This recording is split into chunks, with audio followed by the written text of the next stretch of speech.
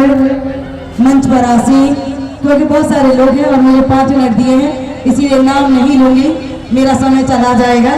सम्मानित मंच और मेरे सामने बैठे मेरे सभी पिता तुल्य बुजुर्ग, युवा साथी, माताएं बहनें, आप सभी को मेरा जय भीम। सर्वप्रथम आप सभी को बाबा साहब की जन्म जयंती की ढेर सारी शुभकामनाएं। और आज बड़े गर्व की बात है कि हम उस महापुरुष की जयंती मना रहे हैं जिसकी जयंती आपने सबकी जयंतियां देखी होंगी। उनकी जयंती का दिवस सिर्फ एक दिन का आता है कि एक दिन जयंती मनाई जाती है और दूसरे दिन सब लोग उसको भूल जाते हैं। लेकिन जिसकी जयंती हम मना रहे हैं उस महापुरुष की जयंती एक दिन नहीं, 2 दिन नहीं, बल्कि अप्रैल का पूरा महीना मनाई जाती है। और सबसे बड़ी बात कि उस महापुरुष की जयंती सिर्फ ये आगरा या उत्तर प्रदेश या देश ही नहीं मना रहा, बल्कि इस दुनिया में यदि पूरी दुनिया में किसी महापुरुष की जयंती मनाई जाती है तो वो बाबा साहब भीमराव अम्बेडकर की मनाई जाती है। और वो ऐसे ही नहीं मनाई जाती, उसके बहुत सारे कारण हैं कि बाबा साहब भीमराव अम्बेडकर की जयंती इस पूरी दुनिया में क्यों मनाई जाती है। मैं 2-4 बातें कहकर आपको ये बात बताना चाहूंगी कि बाबा साहब की जयंती पूरी दुनिया में क्यों मनाई जाती है। क्योंकि बाबा साहब इस दुनिया के ऐसे पहले व्यक्ति हैं जिन्होंने 32 डिग्री और 9 भाषाओं का ज्ञान था। यानी इस दुनिया के सबसे ज्यादा पढ़ा लिखा व्यक्ति यदि कोई था तो वो हमारा महापुरुष डॉक्टर भीमराव अम्बेडकर था। इस दुनिया में यदि किसी महापुरुष के ऊपर सबसे ज्यादा गीत लिखे गए और मूर्तियां लगाई गई तो वो भी कोई और नहीं बल्कि आपका मसीहा बाबा साहब भीमराव अम्बेडकर है। इसके बाद एक जिस समाज से बाबा साहब आते हैं, आप एक बार सोच के देखिएगा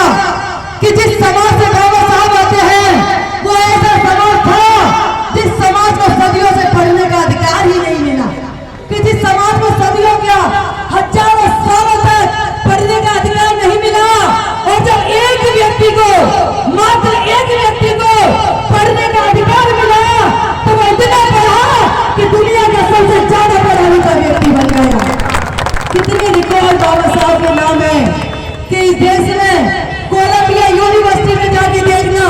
कि कोलंबिया यूनिवर्सिटी में जब 100 साल का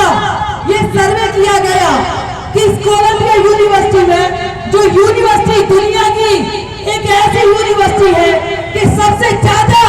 विद्वान व्यक्ति यदि कहीं पढ़े या पढ़ते हैं वो कोलंबिया यूनिवर्सिटी में पढ़ते हैं। वहां बाबा साहब भीमराव अम्बेडकर भी पढ़े। लेकिन जब कोलंबिया यूनिवर्सिटी ने एक 100 साल का सर्वे कराया कि हमारे यहाँ 100 साल पूरे होने पर, कोलंबिया यूनिवर्सिटी के 100 साल पूरे होने पर यह सर्वे कराया गया कि हमारे यहाँ से देश विदेश और दुनिया के लोग पढ़ने आए।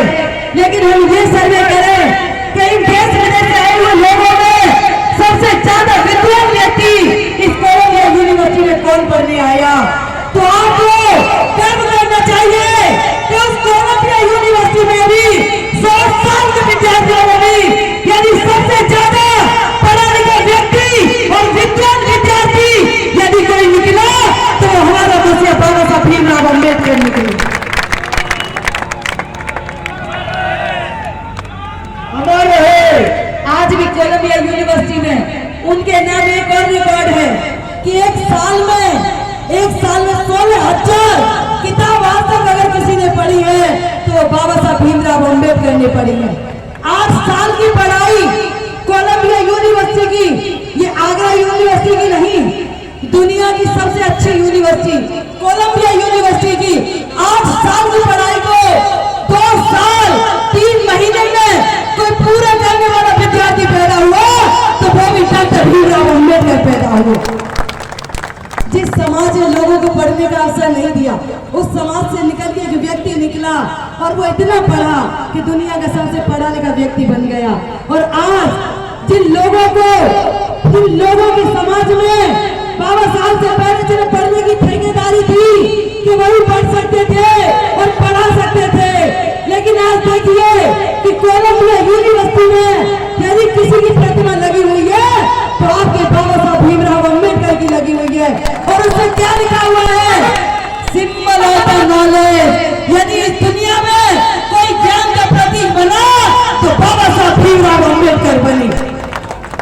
रिकॉर्ड। मैंने कहा ना कि दुनिया ऐसी उनकी जयंती नहीं मना रही, उनकी जयंती उनके कारण मना रही है, क्योंकि वो इतने विद्वान व्यक्ति थे। अभी अमेरिका में भी एक मूर्ति वॉशिंगटन में लगाई गई है और बाबा साहब भीमराव अम्बेडकर की, और उसके नीचे भी क्या लिखा गया है, सिंबल ऑफ द इक्वालिटी। मतलब जिस व्यक्ति के साथ जन्म लेने से पूर्व ही उसे नीच घोषित कर दिया गया, और जब पढ़ने गया तो जूतों के पास कमरे से बाहर बिठा दिया गया। जिस व्यक्ति ने जीते जी इस देश में जाने कितने अपमान सहे, कितनी असमानता का सामना किया,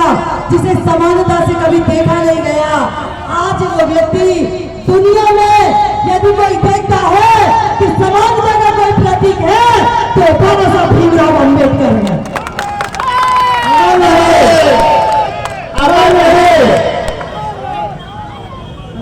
आपको गर्व करना चाहिए। मैं बड़े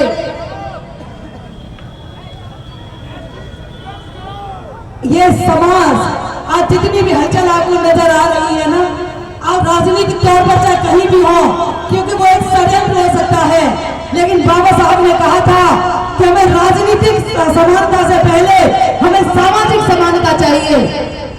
और ये जो बाबा साहब का मिशन है, जो कहते हैं कि ये बाबा साहब का मिशन पूरा करना है, तो आपको समझना होगा कि बाबा साहब का मिशन को क्या था। बाबा साहब का मिशन सामाजिक परिवर्तन का मिशन था। और आज यदि किसी को सामाजिक परिवर्तन देखना हो तो आज आकर के इस देश की सड़कों पर देख लो कि आज बाबा साहब के अनुयायियों ने आज सड़कों पर जाम लगा रखा है। ये एक सामाजिक परिवर्तन है, क्योंकि आज उनके मानने वाले, उनके अनुयायी आज सड़कों पे खड़े हैं। यदि आज कोई कह दे कि बाबा साहब के नाम पर आपको पसीना बहाना है, मैं दावे के साथ कहती हूँ कि मेरे साथी, मेरे भाई आज पसीना नहीं बल्कि बाबा साहब के लिए खून बहाने के लिए तैयार है। मैं आपसे कह रहे कि जो हलचल है ये सामाजिक परिवर्तन की है, क्योंकि आप जिस राह पर चल रहे हो वो राह समानता की और न्याय की है। लेकिन मैं आपको बता दूं कि जो जिस देश में सिर्फ दो विचारधारा काम करती हैं, एक बाबा साहब को मानने वाले और एक बाबा साहब को न मानने वाले, एक संविधान को मानने वाले और एक संविधान को न मानने वाले, और जो बाबा साहब को नहीं मानने वाले हैं उनको डर आपसे भी है, लेकिन उससे ज्यादा डर उन्हें अपने घर में बैठी हुई महिलाओं से है। क्यों है? क्योंकि जिस दिन उनके घर की महिलाएं, बहन और बेटियां यदि ये जान जाएगी कि यदि इस देश में हमें पढ़ने का अधिकार दिया तो कोई और नहीं, हमारी जाति नहीं, हमारा धर्म नहीं, यदि हमें पढ़ने का अधिकार दिया तो बाबा साहब भीमराव अम्बेडकर ने दिया। हमें समानता का अधिकार दिया तो हमारी जाति ने नहीं, हमारे धर्म में नहीं, बल्कि बाबा साहब भीमराव अम्बेडकर ने दिया। तो जो बाबा साहब को नहीं मानते उन्हें डर लगता है कि जिस दिन हमारे घर की महिलाएं यदि बाबा साहब को और चौथवारा फूले को पढ़ लेंगी, उस दिन मैं दावा देती हूँ कि वो 33 करोड़ को छोड़कर यदि किसी की पूजा करेंगी तो वो बाबा साहब भीमराव अम्बेडकर की करेंगी। साथियों, मुझे 5 मिनट का समय दिया था,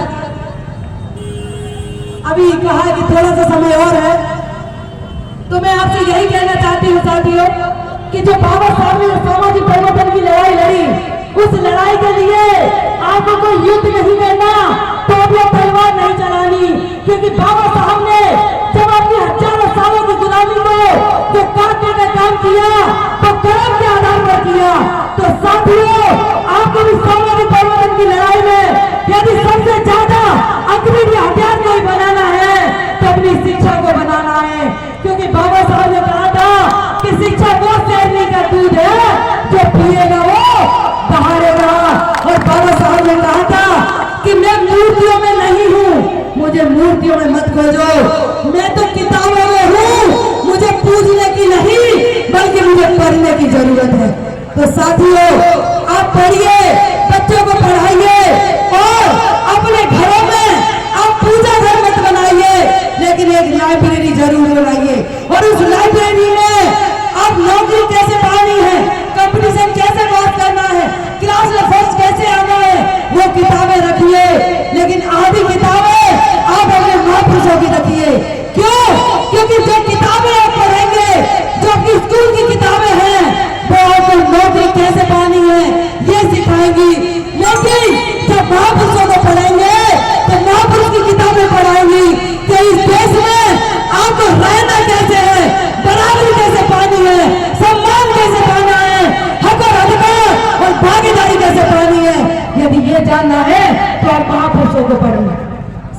जब मैंने सबसे पहले ये पढ़ा